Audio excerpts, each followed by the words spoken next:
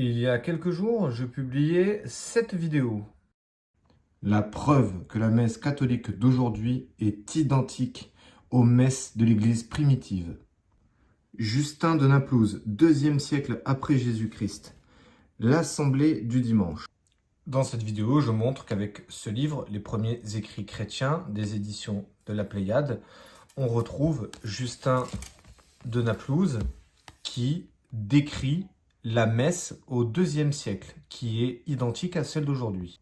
Ce matin, je révisais l'Eucharistie dans mon catéchisme de l'Église catholique. Et comme par hasard, dans le paragraphe 1345, qu'est-ce que je lis?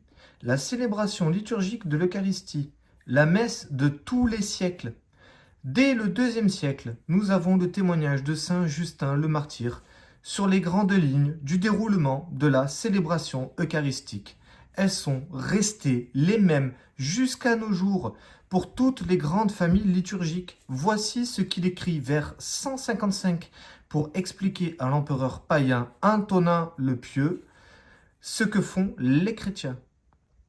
Le jour qu'on appelle le jour du soleil.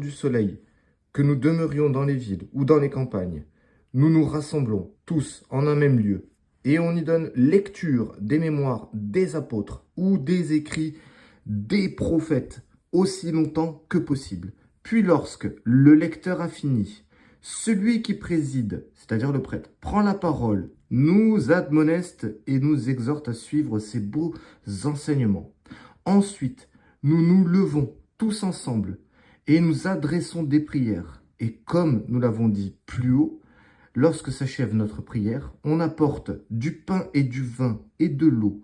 Et celui qui préside élève des prières, pareillement, à des actions de grâce, autant qu'il en est en lui. Le peuple manifeste son accord en proclamant l'Amen, puis a lieu pour chacun la distribution et le partage de l'Eucharistie. Et leur part est envoyée aux absents par l'intermédiaire des diacres.